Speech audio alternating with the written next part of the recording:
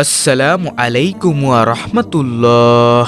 প্রিয় দর্শক, আমাদের প্রিয় নবী হযরত মুহাম্মদ সাল্লাল্লাহু আলাইহি সাল্লামের পবিত্র বাণীতে এসেছে, ফরজ নামাজের সালাম ফিরিয়ে এই দোয়াসমূহের আমল করলে কিয়ামতের দিন হাসতে হাসতে জান্নাতে যেতে পারবেন ইনশাআল্লাহ, এবং মৃত্যুর পরপরই আপনার কবরখানা জান্নাতে পরিণত হয়ে যাবে ইনশাআল্লাহ। প্রিয় দর্শক, এখন যে আমলগুলো বলবো তা প্রত্যেকটি সহিহ হাদিস দ্বারা প্রমাণিত।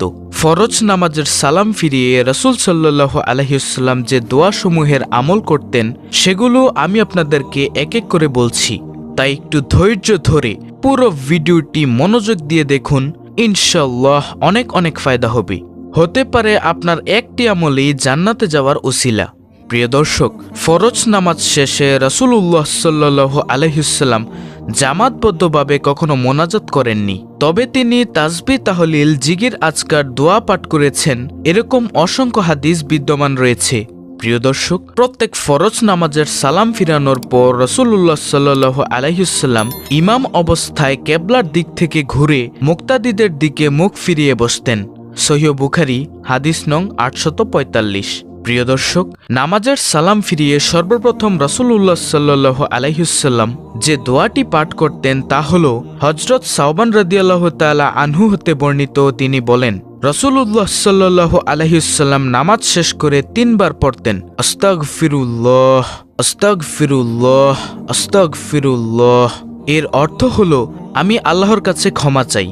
সহিহ মুসলিম হাদিস নং 1362। প্রিয় দর্শক, ফরজ নামাজের সালাম ফিরানোর পর রাসূলুল্লাহ সাল্লাল্লাহু আলাইহি ওয়াসাল্লামের দ্বিতীয় দোয়াটি হলো, আল্লাহুম্মা আনতাস সালাম ওয়া মিনকাস সালাম তাবারাকতা ইয়া যাল জালালি ওয়াল ইকরাম। অর্থ, হে আল্লাহ, তুমি শান্তিময় এবং তোমার থেকেই শান্তি আসে, তুমি কল্যাণময় এবং সম্মান ও প্রতিপত্তির অধিকারী। আবু দাউদ হাদিস নং 1512। প্রিয় দর্শক, ফরজ নামাজের সালাম ফিরানোর পর রাসূলুল্লাহ সাল্লাল্লাহু আলাইহি ওয়াসাল্লামের তৃতীয় নম্বর আমলটি হল 33 বার সুবহানাল্লাহ, 33 বার আলহামদুলিল্লাহ এবং 33 বার আল্লাহু আকবার পাঠ করার পর অতঃপর এই দোয়াটি রাসূল সাল্লাল্লাহু আলাইহি ওয়াসাল্লাম পড়তেন। দোয়াটি হল, লা ইলাহা ইল্লাল্লাহু ওয়াহদাহু লা শারীকা লাহু, লাহুল মুলকু ওয়া লাহুল হামদু ওয়া হুয়া আলা কুল্লি শাইইন কাদির। দোয়াটির অর্থ হল, আল্লাহ ব্যতীত কোনো উপাস্য নেই, তিনি একক, তার কোনো শরিক নেই, সর্বভৌমত্বের মালিক তিনি, সকল প্রশংসা তার এবং তিনিই সবকিছুর উপর ক্ষমতাবান। হযরত আবু হুরায়রা রাদিয়াল্লাহু তাআলা আনহু থেকে বর্ণিত, তিনি বললেন, রাসূলুল্লাহ সাল্লাল্লাহু আলাইহি ওয়াসাল্লাম বলেছেন, যে ব্যক্তি প্রত্যেক ওয়াক্ত সালাত শেষে 33 বার আল্লাহর তাসবিহ বা পবিত্রতা বর্ণনা করবে, 33 বার আল্লাহর তাহমিদ বা আল্লাহর প্রশংসা করবে এবং 33 বার আল্লাহর তাকবীর তথা আল্লাহর মহত্ব বর্ণনা করবে, আর এমনভাবে 99 বার হওয়ার পর শততম পূর্ণ করতে বলবে, লা ইলাহা ইল্লাল্লাহু ওয়াহদাহু লা শারীকা লাহু, লাহুল মুলকু ওয়া লাহুল হামদু ওয়া হুয়া আলা কুল্লি শাইইন কাদির। এই দোয়াটি সে ব্যক্তির গুনাহসমূহ সমুদ্রের ফেনা পরিমাণ হলেও আল্লাহ তাআলা তা ক্ষমা করে দিবেন। সহিহ মুসলিম হাদিস নং 1239।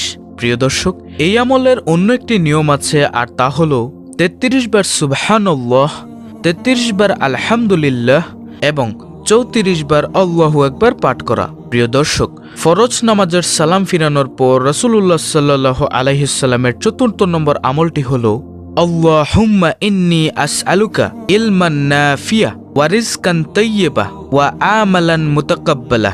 দোয়াটির অর্থ হল, হে আল্লাহ, আমি আপনার নিকট উপকারী জ্ঞান, পবিত্র রিজিক এবং কবুলযোগ্য আমল প্রার্থনা করি। এটি ফরজ নামাজের সালাম ফিরানোর পর পড়তে হয়। প্রিয় দর্শক, ফরজ নামাজের সালাম ফিরানোর পর রাসূলুল্লাহ সাল্লাল্লাহু আলাইহি ওয়াসাল্লামের 5ম নম্বর আমলটি হল আয়াতুল কুরসি পাঠ করা। আয়াতুল কুরসি হল সূরা বাকারার 255 নং আয়াত।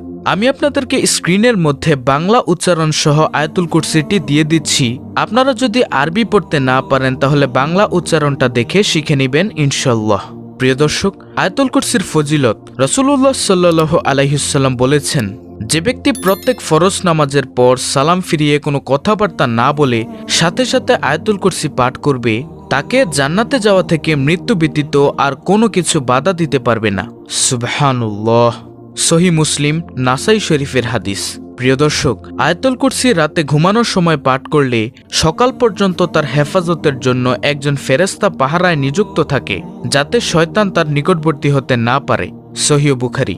এরপরে ফরজ নামাজের সালাম ফিরানোর পর রাসূলুল্লাহ সাল্লাল্লাহু আলাইহি ওয়াসাল্লামের ৬ নম্বর আমলটি হল ফজর ও মাগরিবের নামাজের সালাম ফিরিয়ে ৭ বার আল্লাহর নবী সাল্লাল্লাহু আলাইহি ওয়াসাল্লাম এই দোয়াটি পড়তেন। দোয়াটি হল আল্লাহুম্মা আজিরনি মিনান নার। দোয়াটির অর্থ হল, হে আল্লাহ, আমাকে জাহান্নাম থেকে মুক্তি দিন। রাসূলুল্লাহ সাল্লাল্লাহু আলাইহি ওয়াসাল্লাম বলেছেন, এই দোয়া নিয়মিত পাঠ করলে তাকে জাহান্নাম থেকে মুক্ত বলে লিখে দেওয়া হবে। ইমাম মুসলিম ইবনে হারিস ইবনে মুসলিম তামিমি রহমাতুল্লাহি বলেন, আমার পিতা ইবনে হারিস রাদিয়াল্লাহু তাআলা আনহু এক যুদ্ধ থেকে ফেরার পর রাসূলুল্লাহ সাল্লাল্লাহু আলাইহি ওয়াসাল্লাম তাকে বললেন, ফজরের নামাজ শেষ করে কারোর সাথে কথা বলার আগে তুমি ৭ বার এই দোয়াটি পড়বে। দোয়াটি হল আল্লাহুম্মা আজিরনি মিনান নার। অর্থ, হে আল্লাহ, আমাকে জাহান্নাম থেকে মুক্তি দিন। যদি সেদিন তোমার মৃত্যু হয় তবে আল্লাহ তাআলা তোমাকে জাহান্নামের আগুন থেকে মুক্ত বলে লিখে দিবেন। এমনই ভাবে মাগরিবের নামাজ শেষ করে কারোর সাথে কথা বলার আগে তুমি ৭ বার একই দোয়া পড়ো, এবং যদি সে রাতে তোমার মৃত্যু হয় তাহলে আল্লাহ তাআলা তোমাকে জাহান্নামের আগুন থেকে মুক্ত বলে লিখে দিবেন। আবু দাউদ শরীফ। প্রিয় দর্শক, ফরজ নামাজের সালাম ফিরানোর পর রাসূলুল্লাহ সাল্লাল্লাহু আলাইহি ওয়াসাল্লামের ৭ম নম্বর আমলটি হল ফজর ও মাগরিবের নামাজের পরে সূরা ইখলাস ৩ বার, সূরা ফালাক ৩ বার এবং সূরা নাস ৩ বার। অন্যান্য ফরজ নামাজ শেষে এই সূরা ৩টি একবার করে পাঠ করতেন। সূরা ইখলাস, সূরা ফালাক ও সূরা নাস প্রত্যেকটি ৩ বার করে ফজর ও মাগরিবের নামাজের পরে পাঠ করলে রাসূলুল্লাহ সাল্লাল্লাহু আলাইহি ওয়াসাল্লাম বলেন, সকাল সন্ধ্যায় এগুলো পাঠ করলে তোমার আর কিছুই দরকার হবে না। সুবহানাল্লাহ।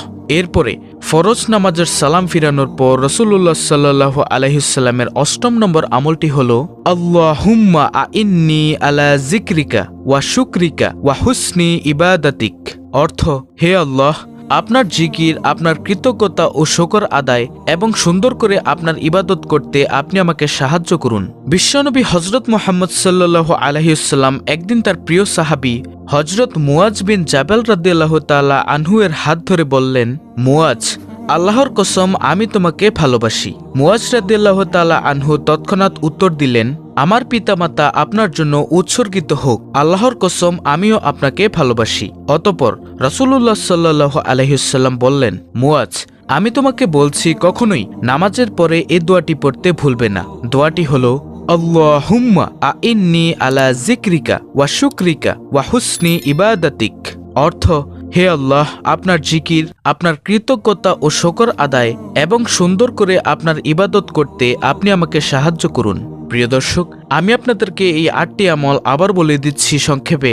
নম্বর ১, আস্তাগফিরুল্লাহ ৩ বার পাঠ করা। নম্বর ২, আল্লাহুম্মা আনতাস সালাম ওয়া মিনকাস সালাম তাবারাকতা ইয়া যাল জালালি ওয়াল ইকরাম।